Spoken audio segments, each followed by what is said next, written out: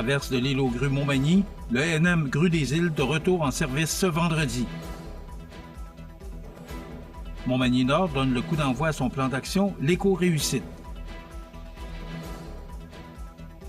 La MRC de Lillet obtient une couverture ambulancière 24 heures par jour, 7 jours sur 7.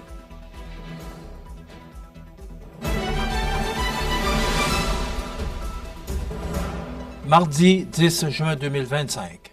Bonjour mesdames et messieurs, bienvenue à votre bulletin régional sur le réseau de télévision CMA TV.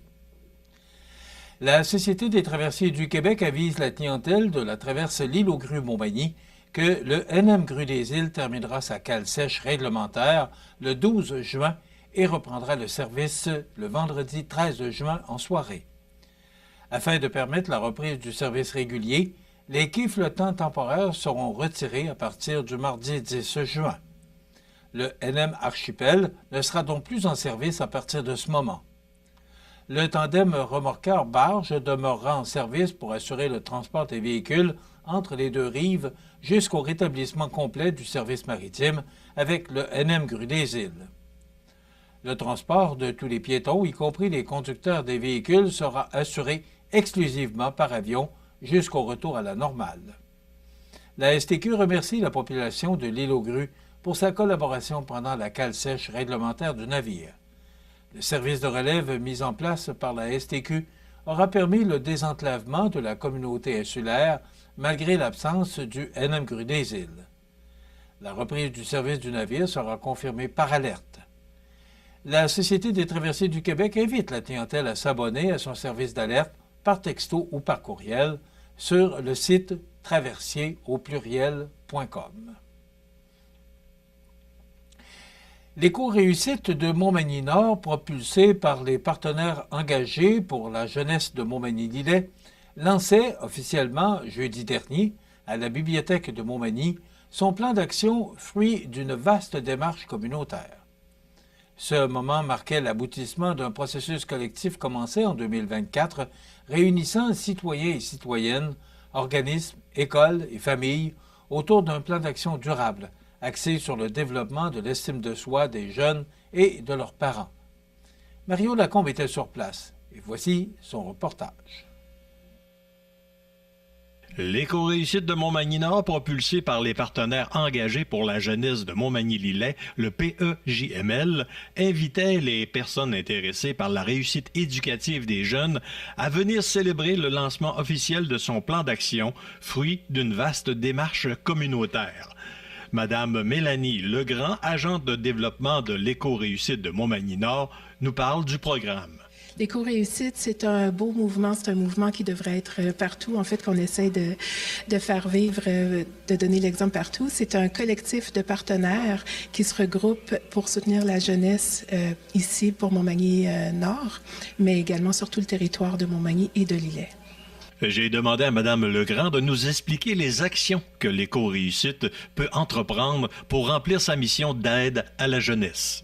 Ce qu'on veut, c'est vraiment travailler en complémentarité avec les écoles pour offrir différentes expériences, différentes opportunités aux jeunes, notamment dans ce qui concerne l'éco-réussite de Montmagny-Nord, pour vraiment développer leur estime personnelle, leur estime de soi, et également pour soutenir l'estime des parents. Madame Legrand nous explique également plus concrètement le genre d'actions qui peuvent venir en aide aux parents dans le cadre du programme Éco-réussite. Une action concrète, c'est le développement d'un guide d'information parentale qui va vraiment soutenir les parents tout au long de la vie du jeune. Donc, il va être divisé en strates 0,5, 6, 12, 13, 17, 18, 24 ans, où tous les organismes qui sont spécialistes de leur domaine, où tous les organismes vont pouvoir mettre l'eau à la roue, si on veut, puis nous donner leur information à ce niveau-ci. En terminant, j'ai demandé à Mme Legrand de quelle façon les parents et la population en général pourront être informés des actions et événements entourant l'éco-réussite. En fait, on travaille de façon tentaculaire. On travaille avec les écoles, avec les intervenants, avec les écoles, les intervenants, avec les organismes également. Donc, c'est de cette façon-là qu'on souhaite rejoindre les parents. Puis, on veut vraiment pouvoir tendre la main à tous les organismes, que ce soit de santé également, puis tout ça. Donc, c'est vraiment de façon tentaculaire qu'on va pouvoir les rejoindre. Le programme prendra vraiment son envol en septembre 2025. On peut consulter leur page Facebook L'éco-réussite de Montmagny-Nord pour plus de détails. Mario Lacombe à la bibliothèque de Montmagny pour CEMA TV. Information. De Lillet obtient une couverture ambulancière 24 heures par jour, 7 jours par semaine. Tous les détails après la pause. Le restaurant Pizzeria Porto Bellissimo, un incontournable à Saint-Jean-Port-Joli. Pizza débordante de garniture, menus variés et abordables. Délicieux desserts avec des produits de grande qualité des gâteries de l'Ami. Porto Bellissimo et les gâteries de l'Ami, route de l'église à Saint-Jean-Port-Joli. C'est à travers le respect et le besoin de faire plus pour les familles en deuil et l'expérience qui s'est transmise de père en fils que la Maison funéraire Laurent Normand a su au fil du temps se bâtir une réputation de confiance. La Maison funéraire Laurent Normand à Montmagny. Laissez-nous vous accompagner. Atelier de décor Mercier, c'est choisir l'expérience qui changera votre espace de vie. Conseils, services personnalisés, grand choix de stores, peinture, accessoires pour votre décor. Profitez de nos promotions chez Atelier Décor Mercier à Montmagny ou décormercier.ca. Vous regardez CEMA TV, le réseau de l'information sur la Côte-du-Sud. On apprenait la semaine dernière l'excellente nouvelle pour les résidents de la MRC de Lillet, soit la couverture ambulancière qui sera considérablement renforcée sur le territoire. La MRC accueille avec satisfaction l'annonce du ministre de la Santé, Christian Dubé, qui a confirmé un investissement de plus de 935 000 $ pour la région de Chaudière-Appalaches. Ce financement permettra de transformer 8 760 heures de service d'horaire de faction en un horaire à l'heure, offrant ainsi une couverture 24 heures sur 24, 7 jours sur 7 dans le secteur de Saint-Jean-Port-Joli. Depuis de nombreuses années, la MRC de Lillet réclame une amélioration de la couverture préhospitalière. En effet, l'horaire de faction obligeait les équipes à répondre aux appels à partir de leur domicile ou d'un point de ralliement, entraînant des délais supplémentaires lors des interventions. Cette situation avait un impact direct sur la sécurité et la qualité des soins, en particulier dans les secteurs ruraux. Le passage à un horaire à l'heure permettra une présence continue et plus efficace des services d'urgence sur le territoire, assurant ainsi une plus grande réactivité lors des situations critiques. Le préfet de la MRC de Lillet, Normand Caron, a salué cette annonce. Cette annonce représente une avancée concrète et attendue depuis longtemps par notre milieu. Nos citoyens méritent une couverture ambulancière équitable et efficace, et cette bonification va dans le sens des revendications que nous portons depuis plusieurs années.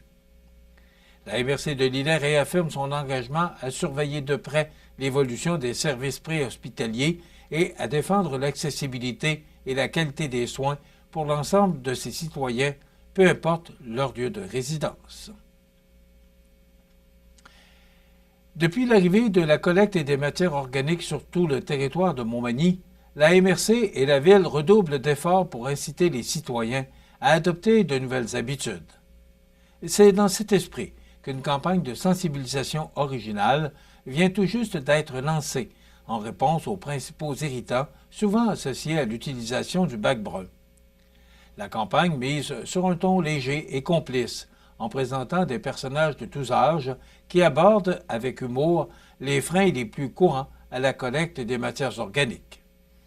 Développé par la MRC de Montmagny, le concept sera déployé dans les prochaines semaines sur les différentes plateformes de communication de la Ville et de la MRC. Sous le slogan « Le bac brun, ça gosse », la campagne rappelle que changer ses habitudes est le premier défi. Pour y arriver, il suffit de petits gestes simples, comme garder un contenant vu sur le comptoir, afin de faciliter l'intégration de cette nouvelle routine. Les citoyens s'inquiètent aussi des odeurs, d'où le fameux « le bac brun, ça pue ».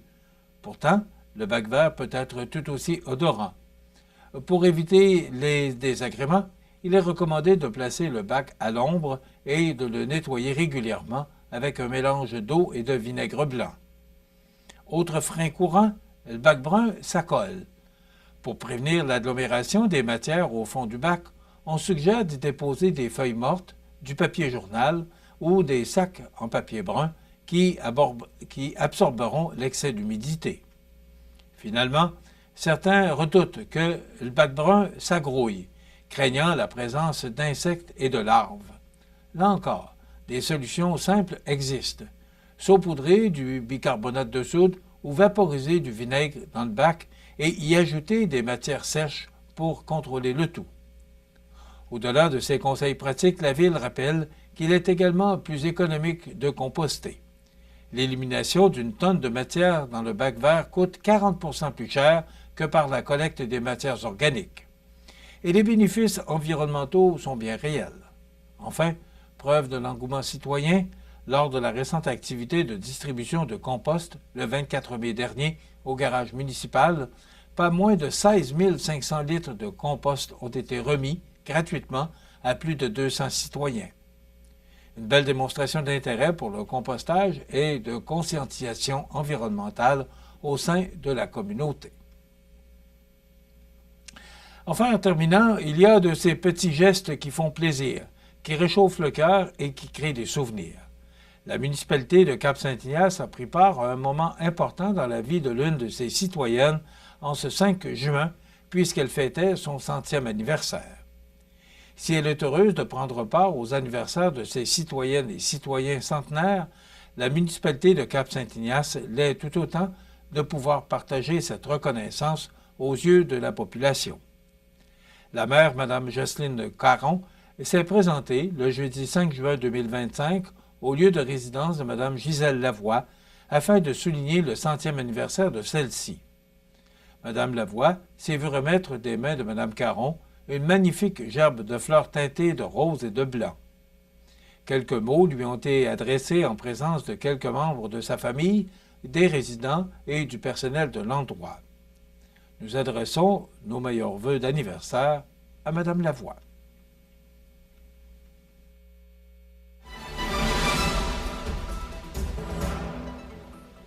Au sport, dans la Ligue de baseball senior Puribec, match disputé dimanche, le Shaker de Rimouski a gagné 9-5 sur le Bérubé GM de Trois-Pistoles. Le Frontière FM d'Edmundston a remporté la victoire 9-2 sur les Industries Desjardins du Kamouraska. D'ailleurs, les Industries Desjardins, dans un deuxième match disputé en soirée dimanche, se sont à nouveau inclinés par la marque de 9-7. Voilà ce qui complète notre bulletin d'actualité pour aujourd'hui, mardi 10 juin. Dans un moment, les prévisions de la météo.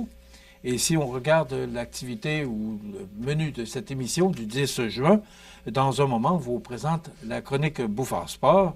Il y aura bien sûr les trouvailles d'Audrey Saint-Pierre et on reçoit en entrevue Harold Bouffard, président, et André Landois, vice-président de Marcheurs de Bonheur, qui viennent nous parler du Festival Rétro qui aura lieu les 8, 9 et 10 août prochains.